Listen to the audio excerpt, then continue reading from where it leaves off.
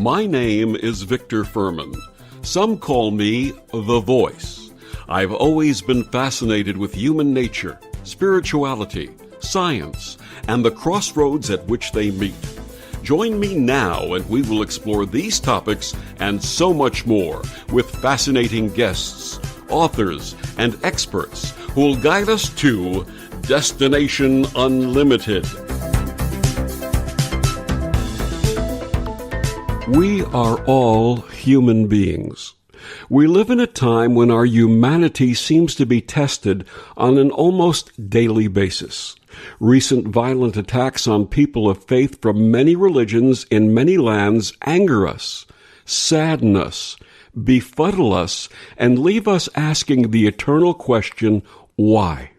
What can each of us individually and collectively do to turn this around, find our common humanity, bring light where there is darkness, and love where there is hate? How may we express in our daily lives the ideal that is found in the basic tenets of virtually every faith to love our neighbors as ourselves? My guest this week on Destination Unlimited, Rabbi Joshua Hammerman, refers us to the ancient Jewish oral law called the Talmud, which says, "In a world that lacks humanity, be human." Rabbi Hammerman is the spiritual leader of Temple Beth in Stamford, Connecticut. He's a regular contributor to the New York Jewish Week, the Times of Israel, the Jewish Telegraphic Agency, and the Religion News Service. His personal essays have appeared in the New York Times Magazine and the Washington Post. He's the winner of the 2018 Religion News Association Award for Excellence in Commentary. He served as the president of the Interfaith Council of Southwestern Connecticut, the Stamford Board of Rabbis, and as chaplain for the Stamford Police Department. He's the author of TheLordIsMyShepherd.com, Seeking God in Cyberspace. He's a rabbi, a journalist, a father, a husband, a Red Sox fan, and an aspiring mensch. He joins me this week to discuss his story and his just-released book, Mensch-Marks, Life Lessons of a Human Rabbi. Please join me in welcoming to Destination Unlimited, Rabbi Joshua Hammerman. Good evening, Rabbi. Good evening, Victor. It's so wonderful to be here. Thank you so much for joining us because your story is truly fascinating, what you share so important in our world today. And I know that this book coincides with the 30th anniversary of your tenure at Temple Beth of Stamford. Congratulations on your wonderful service to that community and to the extended faith communities that you have served. Thank you, sir. Congratulations. Thank you. And it is such a rarity these days for anyone to stay anywhere for that long, but particularly with clergy who tend to jump around a lot more than I've had the privilege of having to do here. Well, when we welcome a guest to this program for the first time, we ask them to share their personal paths. Please tell us about yours and how it led to your ordination as a rabbi. Well, I grew up the son of a cantor, which is, of course, one of the officiants at Jewish clergy. My father was cantor actually for 30 years also at his congregation in Brookline, Massachusetts. And he was the dean of the New England Cantorate. He was considered to be a master of his craft with a magnificent voice. And more importantly for me, he was a mensch. He was a person of exemplary quality whose message to me was to be a mensch. And unfortunately, he passed away very young at age 60 after having served those 30 years. So really much of my life since then has been trying to sort of figure out that relationship and come to some sense of completion with it and with him. So anyway, I grew up as the son of the cantor, but wanted to be a journalist more than anything else. Went off to Brown University from Boston, and then eventually decided that I loved religion. I took several religious studies classes, not Judaism, other religions, and then a little bit of Judaism too. But it was really through the back door that I found my way back to Judaism, having asked all of the ultimate questions that you do when you study all these other religions, including Hinduism, Islam, Christianity, various forms of Christianity. So I came to love religion.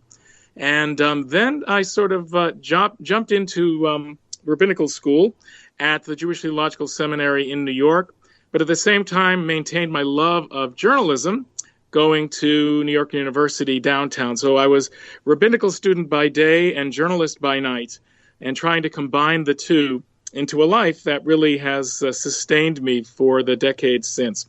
So I guess that's part one of my life story. I don't want to go through the whole thing right now, but well, I'm sure we'll come back to it.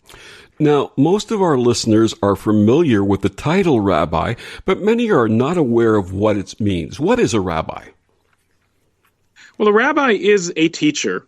Actually, the literal translation of the word in Hebrew is great one, but I think that's part of the problem.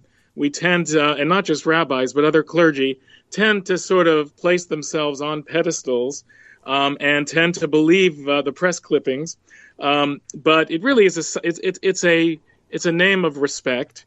So it doesn't really mean we think you're the greatest thing in the world, but we want to treat you with honor because we should treat all teachers with honor. What a rabbi isn't is holier than anyone else. A rabbi is not an intermediary between human beings and God. We, in fact, are, in my estimation, we are fellow travelers. We're not shepherds. We're fellow travelers on this journey. We're taking the journey together. We are fellow human beings. We have a little bit more experience, perhaps, and a little bit more knowledge to share, but it really is a journey that we all take together. So that's what a rabbi is. And what are the services that a rabbi offers the congregation? Very much like other clergy. We, of course, do pastoral work, attending to the needs of those who are ill or to those who have lost loved ones. We also do an awful lot of work at times like these when society is in such turmoil, trying to keep our communities together and try to forge, higher purpose, higher sense of purpose when so much is dragging us down. But so I give sermons and lead discussions and lead services, very much like other clergy. Now, in your biography, we had mentioned your service as president of the Interfaith Council of Southwestern Connecticut. Please tell us about your experience with the council and the interfaith movement. I've been very involved in interfaith work, partly, as I mentioned, because of my college background, having had a chance to spend lots of time with people of other faiths. And here in Southwestern Connecticut, we're very fortunate to have representation from so many diverse cultures and faiths. We also have, sort of on the other side of the ledger, a history of some bigotry. I guess that's true anywhere. But here in Fairfield County, you might recall the Gregory Peck movie, Gentleman's Agreement, where Jews were somewhat excluded from society, especially from high society here. So that history is a bit of a stain, but it's been very much made up for over the last few decades. In fact, when I was president of the Interfaith Council, which was several years back, I was the first pulpit rabbi to lead the council. And when you think about it, it covering such communities as Greenwich and Darien and New Canaan and Westport, as well as Stamford, places where there has been some discrimination against Jews in the past, it was quite an honor to be sort of the head clergy of all of these places. And what were the activities of the Interfaith Council? We are still very active, but in the past we had some incredible conferences here, including the National Conference of Christians and Jews, came here to convene a couple of times. Recently, just last week, I led an interfaith seder with a Muslim imam and a Protestant minister, two people who have become very close friends of mine. And together, I did sort of the Seder part, but we then joined together to have a conversation about different themes related to the holidays, to Passover and Easter, and now Ramadan is coming up too. So we do a lot of interfaith dialogue, and we take it on the road.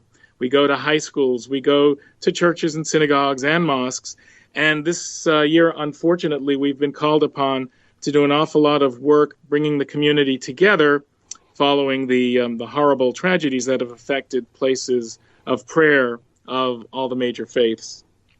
As I had shared with you before we started this interview, I was blessed to attend the New Seminary of New York in the 1990s, which was one of the first interfaith seminaries established in the United States. It was founded by Rabbi Joseph Gelberman, as well as an imam, a couple of ministers of various denominations, an Episcopal priest, and a Swami, and various and diverse members of different faith groups. And one of the beautiful things that were part of the curriculum of the New Seminary of New York is that we would take these pilgrimages where the class would go to various houses of worship of different religions, be welcomed there, and experience what those services were like. And what we found in each and every case was that foundationally it's all the same. Do you find that too? I think there are an awful lot of similarities. There are a few differences, but the structure, especially between Christianity and Judaism, is similarly based on traditions going back to the Old Testament, or what we would call the Hebrew Bible, the work of the priests back then, which has been continued in different ways by the two faiths, and actually Islam as well. But what's interesting is also the differences. I love some of the differences. Islam is much more involved in choreography, and Judaism, as you know, we Jews like to believe that we're good with words. Well, we have an awful lot of words in our liturgy. In fact, we have pretty bad editors, I think, because over 2,000 years we keep adding and we rarely subtract. So our services just get longer and longer and longer. But the themes are essentially the same, and they're universal. And so much of it comes back to love your neighbor as yourself. It comes back to what in Judaism we call being a mensch, which is exactly why I wrote my book. And his book is called Mensch-Marks, Life Lessons of a Human Rabbi. My guest is Rabbi Joshua Hammerman, and we'll be back with Rabbi Hammerman after these words on the OMTimes radio network.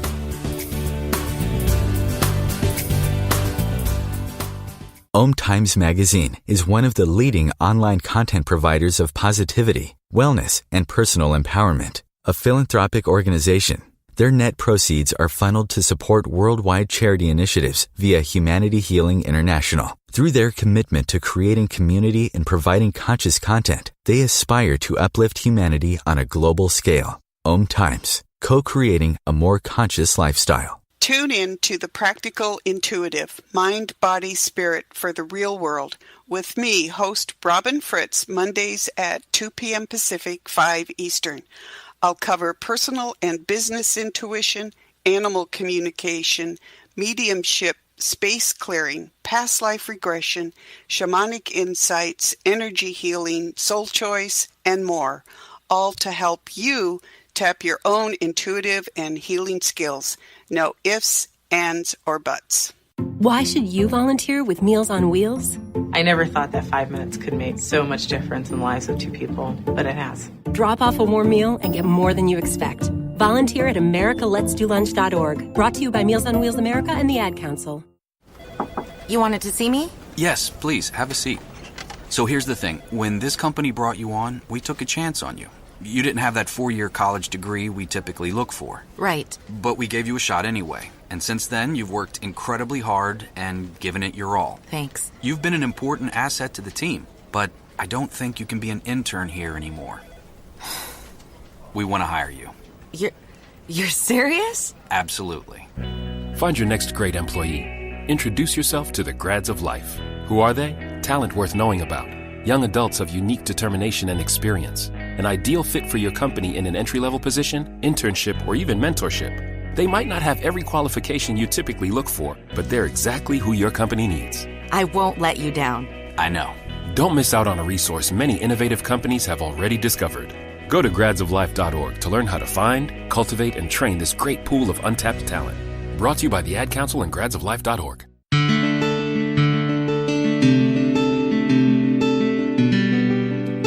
Back on Destination Unlimited, my guest this evening is Rabbi Joshua Hammerman. He's the author of Mensch-Marks, Life Lessons of a Human Rabbi. Rabbi, your first book was entitled TheLordIsMyShepherd.com, Seeking God in Cyberspace. What inspired you to write this, and what was the message you were delivering? Well, I've always been one that assumes Judaism is not disconnected from the real world, and that the way religion can enhance our lives and allow us all to flourish is to connect us to the real world and not to divorce itself from, especially from science. But the internet was, at that time when I wrote it was like 20 years ago, it was still relatively new, in fact, very new for a lot of people. And the experience of connecting, of profound connection going online, led to what I considered to be spiritual moments, moments of real transcendence and real connection, and an obliteration of boundaries of time and of space, where I could connect with my sister in Israel instantaneously, and it didn't matter what time it was for either of us. My child's, my young son's at bats in Little League could be right up against the Red Sox, against the Yankees, and it was almost like a complete equality of the two together. So just the unlimited possibilities of the internet were making themselves apparent to all of us at that time. I think now we've come to realize that with those still unlimited possibilities, there are also lots of dangers. So I probably would write a different book now, but I still do believe there are ways to find God online. And let the surfer beware. Yes, exactly. But I think we're becoming much more aware by the day. Now, your new book just came out, is entitled Mensch-Marks, Life Lessons of a Human Rabbi. For our listeners not familiar with the word, what is a mensch? Well, that's exactly the problem. I want listeners to become familiar with the word.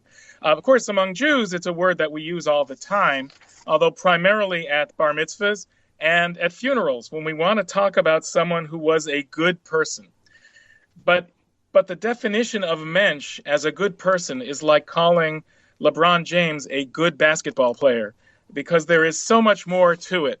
In fact, we say that Eskimos have 50 words for snow. Mm-hmm. I would say that there are at least 50 things that the word mensch can mean.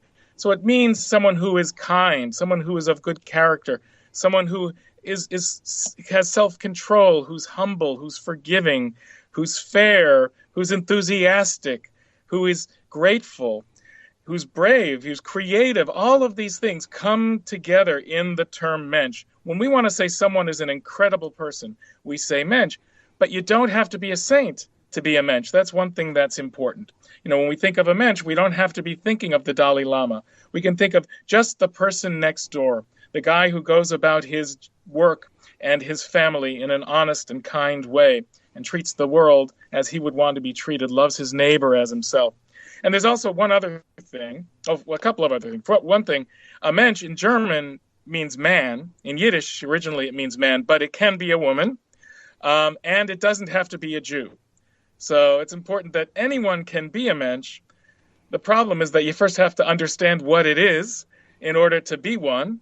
And the way I try to demonstrate it in my book is not through exposition so much as through example, because that's the way I've taught, the way I've been a clergy, a minister, is through teaching by the example of my own life experience. Now, you had mentioned using the word mensch at bar mitzvah, but can children be mensches? Anyone can be a mensch. I know some kids who are wonderful mensches. Here's the other thing, though. If you call yourself a mensch, then you're not one.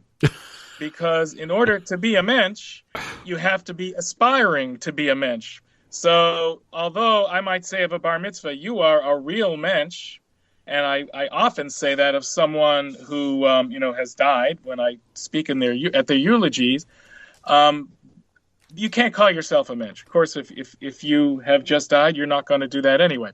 But you want people to call you one. You want people to think of you as a mensch. I think it's something that is very aspirational. And in fact, I've never said in a eulogy at a funeral he was a billionaire, or he had 10 wives, or she had 10 husbands. It's about not so much what you've acquired or accumulated in life, but the quality of the life you've led. So menschdom, if I can make up a word or use the word, is a lifelong aspiration. It is a lifelong project, and yet you can achieve it in the eyes of others. So it's not like you'll never achieve it. It's not like you'll always be climbing this ladder. When you've gotten to a certain point where you have a reputation of honesty and humility, you can achieve it. And once you've achieved it, even if you think of it a little bit in your own eyes, although you don't want to say it out loud, you can do things that otherwise might be very difficult to do. I'll give you an example. As a rabbi, I need to take positions on controversial matters. I have to, especially in these untethered times. You really have to, say this is right and this is wrong, because moral clarity is what people are looking for. On the other hand, people are looking to clergy and community leaders to express civility, to show how we all can get along, no matter what our views, to have the biggest possible big tent. So I've been here 30 years, as you know, in my congregation, and I think I've at least tried to succeed to both have civility and yet have principle, and I guess chew bubblegum at the same time. You've got to be able to try to do both. Sometimes that's hard to do, but if they know you're a mensch, if they feel you're a mensch and you're doing your best, you're being honest about it and principled, then that's okay. There's one other element that I should mention, and no pun intended. To be a mensch, you also need to be able to be wrong sometimes. You need to be fallible. You are imperfect. And so, as a mensch, you try to teach people how to overcome those imperfections, those mistakes. And I've made a few of them in my life and in my career that I cover some of the big ones in the book. Even when I make like a little mistake, I get a page number wrong when I'm announcing a prayer, I'll turn to the congregation and say, I did that intentionally so you could see how I can recover from my, from my fallibility, from my mistakes. That's wonderful. That doesn't usually work, but you also have to have a sense of humor, a really good sense of humor. I think that's mandatory for all mensches, is to be able to laugh, and especially laugh at themselves. Oh, yes. Yes, absolutely. Now, in the introduction to your book, you share Tiffany Schlane's periodic table of being a mensch that lists 24 qualities of human chemistry. Where does one start on that journey to menschdom? Well, it's interesting because in the book, in some ways it's a memoir, but I don't go chronologically. The first, I should back up a step and say there are 42 steps on this journey. That this book comprises 42 what I call Mensch-Marks instead of chapters. They're all very brief, maybe 1,000 words. Some of them are a little bit longer, but they're nugget size. And so they come from different parts of my life, especially the last 30 years, but even beyond. But they're not chronological, they're thematic, so that I can show that these different qualities relate to one another. So for instance, you really need to connect humor and humility. We talked about being self-deprecating. You can't just be humble without a sense of humor. And in order to show leadership, and these are all parts of this periodic table, which was brilliantly done, then it has to interact with honesty and kindness and love of learning and enthusiasm and spirituality, of course. And a lot of that is based on gratitude. I don't know that you can say one quality is more important than any of the others, because they all interact. They all reinforce one another. So in the book, I really try to encourage people to test themselves, to take their own journey, and to find the place of each of these qualities. And they're not just these 24, but any menschlich qualities as they incorporate them into their lives. Now, you mentioned that you categorized your book into Mensch-Marks, a wonderful paraphrase of benchmarks, stepping stones to spiritual maturity. How did you come up with the name Mensch-Marks? I think it was probably in my sleep one day. I woke up and say, Mensch-Marks. Because I am a trained journalist as well as a religious leader, words have been my craft from the start. I have one huge advantage over most rabbis and ministers and other clergy in that I know how to edit. so that usually I can refine my ideas down to, palatable nuggets. And I've written a lot of columns, which back in the old days when we were all just in print, they had real word limits. So I'm able to do that. So I wanted to create sort of these little nuggets, as I said, and I said, well, let's call them benchmarks of menschiness. And then I said, well, why not Mensch-Marks? Also, a few years ago, before the Jewish high holidays, I tried to list several of these qualities, actually about 40 of them, because we count 40 days from the beginning of the month preceding the new year all the way through Rosh Hashanah and Yom Kippur. So each day I would send out to my congregation one of these exemplary character traits, and I called them benchmarks there too. So that sort of jumped into the idea of the book as it developed. Can you have a mini Mensch-Mark? A mini Mensch-Mark. What would make a Mensch-Mark mini? A little mitzvah. I think little ones create big ones. So I'm not sure. I like to think that every small act can potentially yield enormous results and resonate down the road. And I know I'm not alone in saying that. There's really a long line of Jewish philosophers and Hasidic leaders especially, and visionaries who have looked at the smallest things as leading to enormous results. There are also biblical examples. Maybe I can cite one very quickly. When Joseph went down to Egypt, of course, he was sold into slavery by his brothers at the end of the book of Genesis. But he would never have found out where the brothers were shepherding their flocks unless a certain man, an individual, called an ish, just called a man.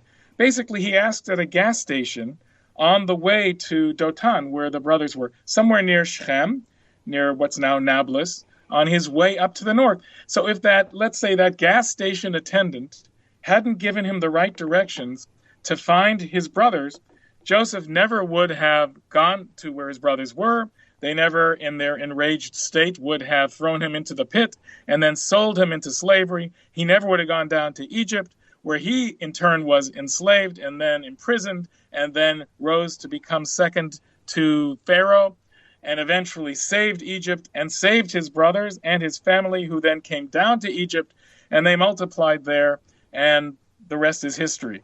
There would not have been an Exodus or a Ten Commandments had it not been for that one unknown, unnamed man. And it goes, and it goes. My guest is Rabbi Joshua Hammerman. He's the author of Mensch-Marks, Life Lessons of a Human Rabbi. Rabbi, please tell our listeners where they can get your book and find out more about your work. Well, it is available on Amazon.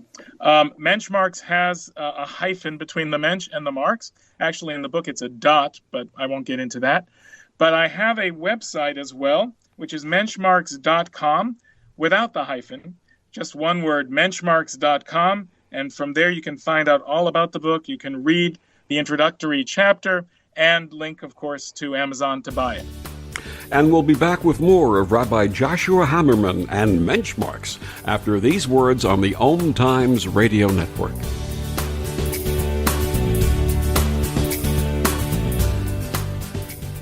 You're listening to OTR-FM, part of the IOM Radio Network. Humanity Healing International is a small nonprofit with a big dream.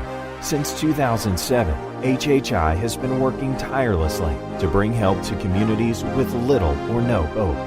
Our projects are not broad mandates, nor are they overnight solutions, but they bring the reassurance that no one is alone and that someone cares.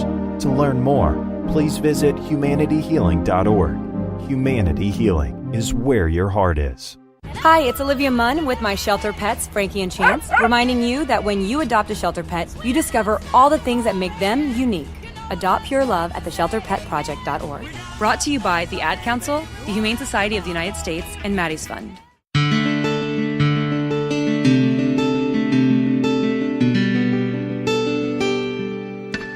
Back on Destination Unlimited, my guest this evening is Rabbi Joshua Hammerman. He's the author of Mensch-Marks, Life Lessons of a Human Rabbi. Just out of curiosity, why did you say human rabbi?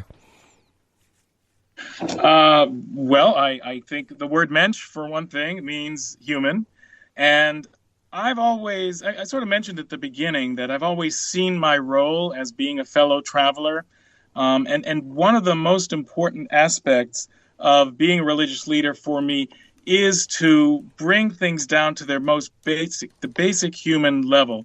The first article that I wrote, major article, which is the first Mensch-Mark in the first Mensch-Mark in the book, was an article for the New York Times Magazine that I wrote when I was 28 years old and was experiencing how people viewed me as a rabbi that was counter to all of their expectations of what a rabbi should look like. Either the fact that I was talking to judges and senators and calling them by their first name, and they were calling me rabbi, and they were twice, maybe more than twice my age. It felt a little strange, but I also understood that they were not really looking at me as a person, but looking at the role that I represent. So I felt it was important to try to break down those barriers, to break down the stereotypes that we have, because although I may not have had the wisdom that a rabbi of my age might have, I had a certain youthful enthusiasm that I think I could bring to my work, and that shouldn't be prejudged as being too young or too fresh or just not ready for prime time or whatever. I think that we tend to stereotype everyone, but especially religious leaders, because we bring so much baggage to our views of especially our rabbis, our ministers, our imams. We have lots of baggage. So I know that people aren't always looking at me when they're looking at me. And I want to break that down, because if I can break that down in that relationship, then I have a chance of helping those barriers to true human communication break down in every respect. And that has to do with, of course, with race, with gender, with so many other things. Do you think it would benefit clergy in general to have some type of training or classes in connecting that way of opening the veneer that exists and do veneer, because there's respect involved and admiration for the study and the work that each of the member of the clergy do. But do you think that would be helpful? I do. I think it's so important. I think we get it over time. And you know, the Mensch-Marks that I describe in the book are real experiences and major dilemmas and crises that I had to face that have given me so much wisdom over time. I'm grateful for them, although they were so painful at the time. But even from the start, you know, when I took my dual course of rabbi by day and journalist by night, I think I learned more about how to be a rabbi and a religious leader from my work in journalism school than I may have learned at the seminary. At the seminary, which was uptown in Manhattan on the Upper West Side, I spent my days studying ancient books, literally in ivory towers. And at night, I was at NYU, and their journalism program is so wonderful because it lets you loose on the streets of New York. So I went to Rikers Island and talked to inmates there. I went to night court and saw the real life things that were going on. I saw homeless people on the streets and tried to interact with them and work with them. And did the things that what I consider to be true religious leaders have always done, you know, from Mother Teresa on down. So I think that that's where all religious leaders need to go. And the good news is that I think the training now is leading more in that direction. You share your story with humility, awareness, and definitely a sense of humor. Tell us about Rabbi Claus.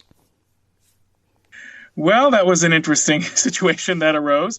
A few years back, I celebrate Christmas every year, you know, and I'm not ashamed to say it, because my congregation has for many years gone to homeless shelters in my community to relieve the non-Jewish workers of their responsibilities for the night so they can be with their families. So we go and help.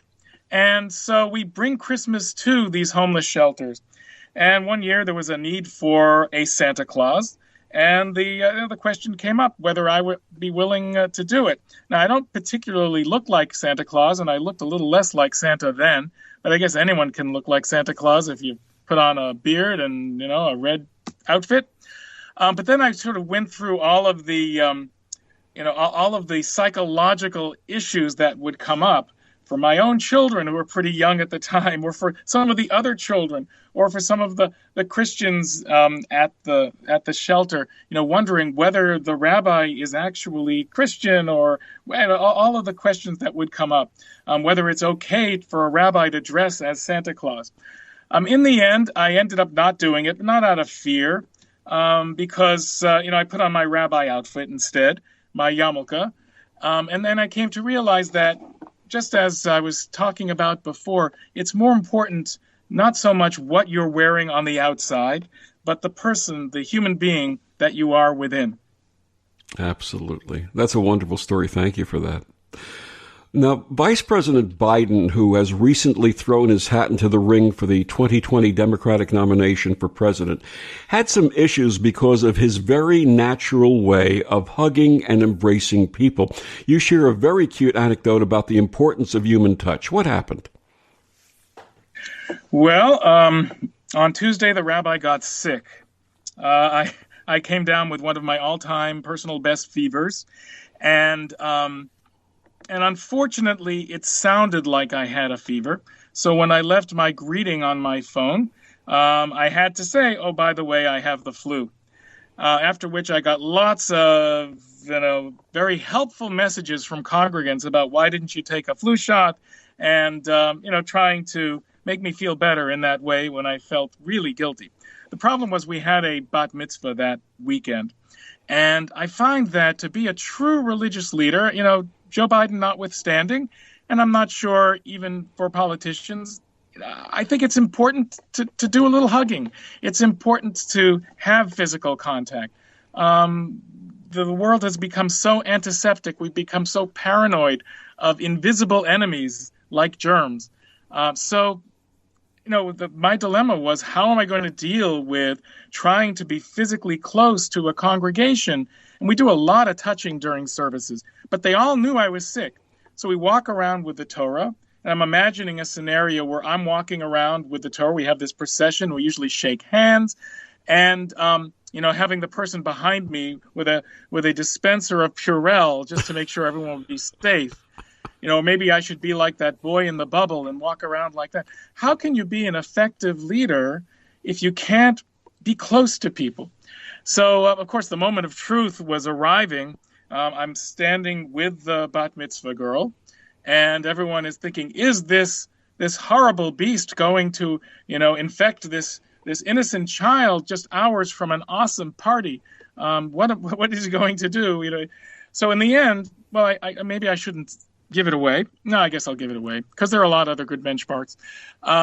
In the end, what she, in her wisdom, suggested that we do is that each of us held a prayer book up and we touched prayer books and kissed them as a way of showing, our desire to be close, to be part of one religious tradition together, and to share that together, and to share a very intimate moment in a very innocent and wonderful way without her getting my cold and my flu. You share another wonderful chapter entitled Leaping with Angels, dealing with the simultaneous illness of your son and a congregant who was dying. You had to choose between leaving your son in the emergency room and serving your congregant. What happened, and what did you learn from this? Well, this was one of the most traumatic moments of my career. My son, who was a teenager at the time, had to go to the emergency room. It turned out he was okay, but of course at the time we didn't know that, and we were very much afraid for him. So my wife and I brought him down to the emergency room, and as soon as we arrived in the emergency room, a congregant came in who had suffered a severe brain injury. Of course, being escorted in, being wheeled in, his wife and two younger children, about the same age as my son, maybe a little younger, came in with him, with the congregant.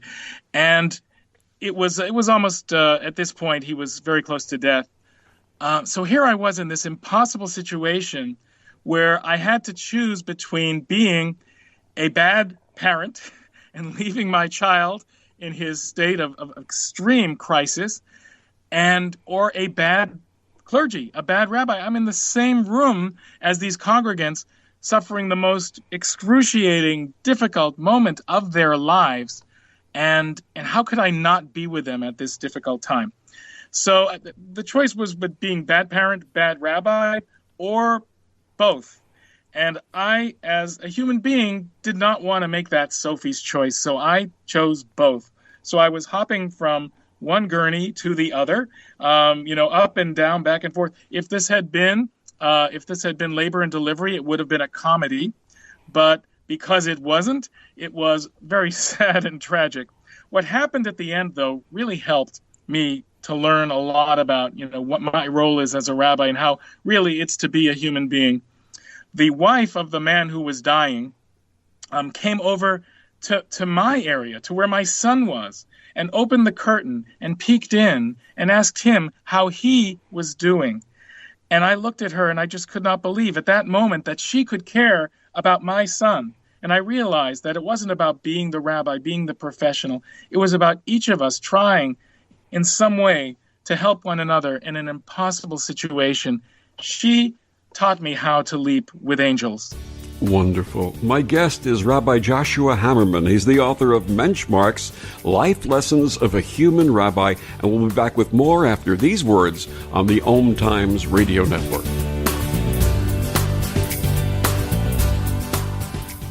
Ascending Hearts is no ordinary dating site, but a spiritual dating site with a purpose, to link you with your soulmate. We engineer the serendipity so you can trust that you will attune with someone that has the same matching vibration as you. Ascending Hearts, the conscious dating site for the spiritually aware. Try Ascending Hearts for free. AscendingHearts.com. Hello, I'm Sandy Sedgbeer, host of OMTimes magazine's flagship radio show, What is Going On? My passion is sifting through information, research, and innovations from New Thought teachers, speakers, and researchers pushing back the boundaries of what we know about life, energy, metaphysics, and the universe. I love shifting perceptions about who we are, why we're here, and how quickly impossible becomes normal when we open our minds, expand our awareness, and accept that the only limits that exist are those we place upon ourselves.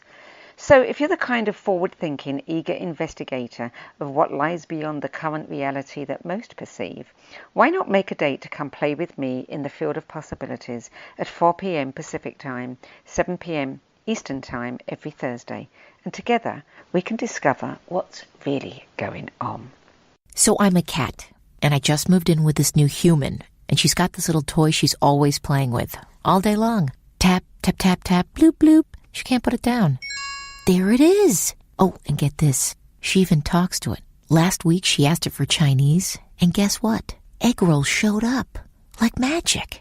Humans have cool toys. A person is the best thing to happen to a shelter pet. Be that person. Adopt. Brought to you by the Ad Council and the ShelterPetProject.org.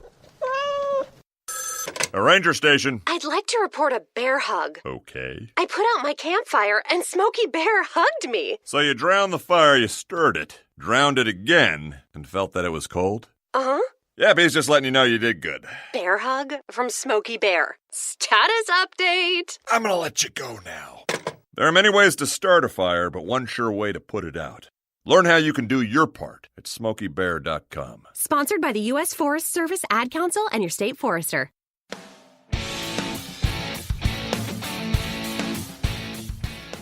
Looking for inspiration? Want to be inspired? Not sure where to go?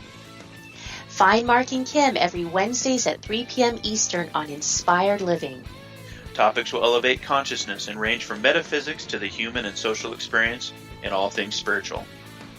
Welcome to an inspired community that offers support, encouragement, and new ways of thinking. You are the inspired and the inspiration.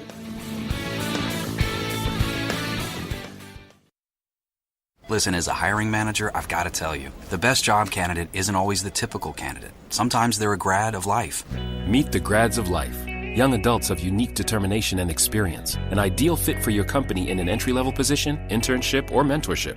They might not have every qualification you typically look for, but they're exactly who your company needs. Sometimes the best candidates aren't the ones you're used to. Go to gradsoflife.org to learn how to find, cultivate, and train this great pool of untapped talent. Brought to you by the Ad Council and gradsoflife.org.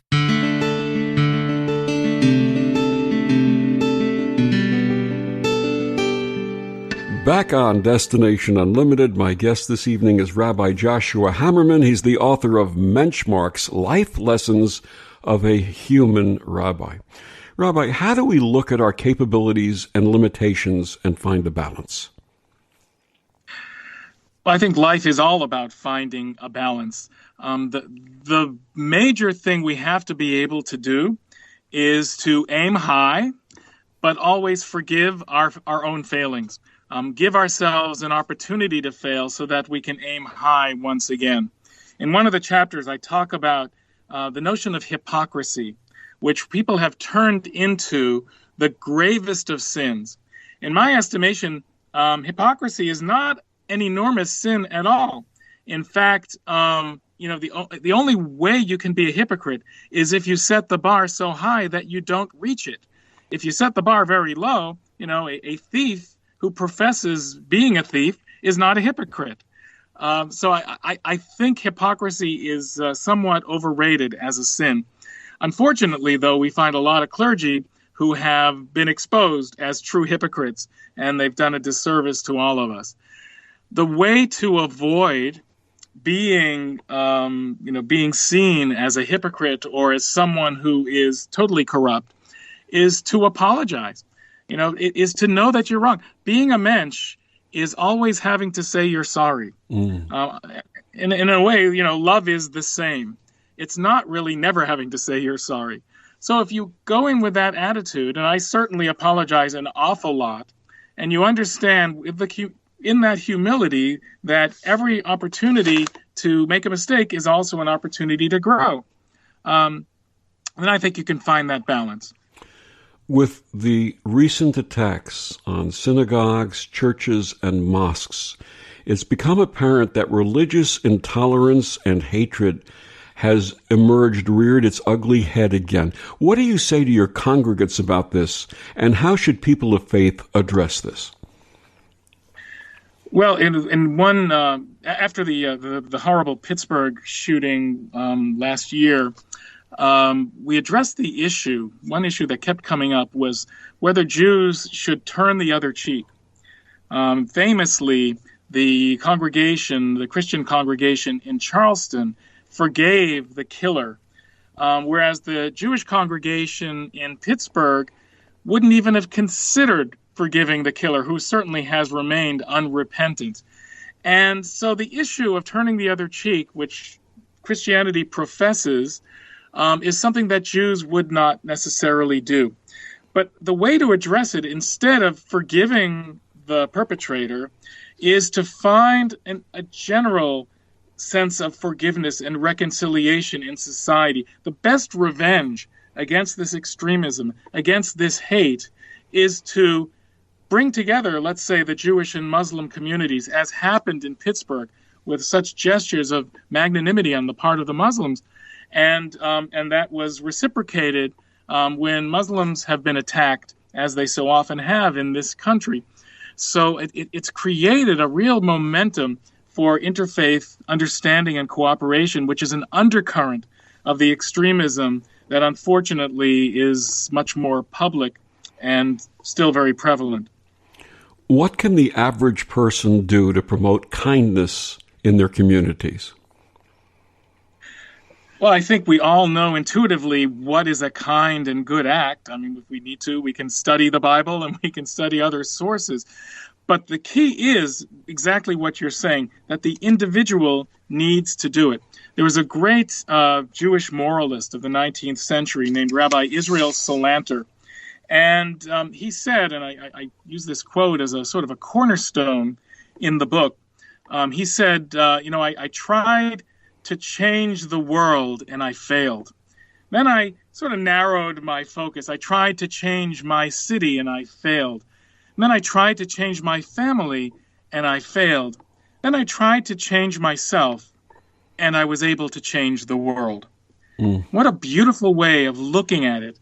We're not going to change the world automatically, but we can create a mensch of ourselves, and in doing so, we can save the world one mensch at a time. Absolutely. That's beautifully said. Thank you. You know, you share your pilgrimage to Sandy Hook a year after the inconceivable violence at Newtown High School. What was that like, and what lessons were learned from that experience? It was mind-blowing. And I'm less than 30 miles away from Sandy Hook, where I live here in Stamford, Connecticut. And I just felt it was not appropriate. It would be like gawking. It wasn't right. Although I knew some people, and many in my congregation knew people up there, the time wasn't right. So it so happened that one of my 20-somethings was in recovery, and as part of her work, she volunteered to go out and talk to high school students about her journey, especially regarding alcohol. And so she invited me to come and hear her, because I'd worked very closely with her through her journey. So it so happened she was going to be speaking at Sandy Hook High School to 9th graders on almost the anniversary, a little before the first anniversary of the shootings up there. So I drove up there, and the chapter records almost every inch of that journey and my trepidation. Once I arrived, I was very careful to go to the security people to let them know who I was, and just very conscious of where I was at every moment, looking around me, seeing that it seemed almost unusually the case that parents and their kids were sitting together. You almost never see teenagers, high school students, sitting with their parents in a situation like that, but in an almost overly protective way. And then going through the program, which had the sort of the standard horrific movies and speeches about the dangers of drugs and alcohol, which every teenager needs to hear. And it's horrific, but in the context of where I was, it was like a normal horrific, which every high school in the country might deal with, at least in terms of teaching, as opposed to the once one-of-a-kind horrors that they had endured. And I try to imagine what normal means for a community like that, and how it almost is impossible to return to any real sense of normalcy, no matter how many years pass. And as Jews, I'm familiar with that in some ways because we've been victims so often, and certainly the specter of the Holocaust still is there after even now almost 8 decades. We understand what it is to never quite return to normal. Yeah. Of all the Mensch-Marks, and I know these are stepping stones and building blocks, but of all the Mensch-Marks, would you say there is one that is most important?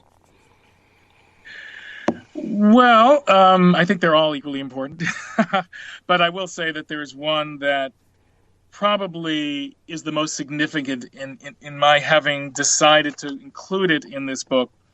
I had, and I don't know how many of your listeners will recall, sort of a 15 minutes of shame back in 2011, 2012, when one of my articles articles sometimes tend to have humor, tend to be a little bit on the sarcastic side, and I went a little bit overboard. And speaking of Tim Tebow, the football player, and because of that, it sort of caught on the internet. It went viral. It was picked up especially by right-wing media, but then it went mainstream, and I was branded a bigot, which for me, that my life's work had been to build bridges between peoples, and that branding, which was sticking in a real way, was just devastating.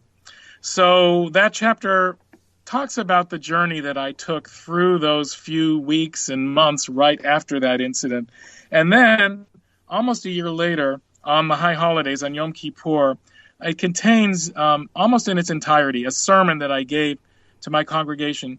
Now, normally my sermons are put online right after the holidays. This one was never published. It was never shared. It was considered by many congregants to be the most important one I've ever given, and I'm privileged to share it now in this book. The lesson that I learned many lessons from it, was all about failure. And in my being able to own it and share it with others, and also talk about the path toward repentance and forgiveness, I was able to help many congregants through personal crises that they were facing in their lives and with other people, including loved ones. And because I was able to do that, I was able to sort of rescue some people from the edge. My suffering had a much deeper purpose than had I just tried to rationalize it or issue a quick public relations apology and then move on, or try to score political points. And I think that makes that one longer chapter a really important part of the book. A wonderful lesson, and your entire book is a series of wonderful shares and personal lessons that we can all learn from and grow from. My guest, Rabbi Joshua Hammerman, his book is called Mensch-Marks, Life Lessons of a Human Rabbi. Rabbi, please tell our listeners one more time where they can get your book and find out more about your work. Sure. It's on Amazon and at all major bookstores and online booksellers. And my book's website is Mensch-Marks, one word, Mensch-Marks, Mensch. Mensch is spelled a little funny, Mensch-Marks.com. Rabbi, thank you so much for joining us and sharing your story. Thank you. It's been a pleasure. And thank you for joining us on Destination Unlimited. I'm Victor the Voice Furman. Have a wonderful week.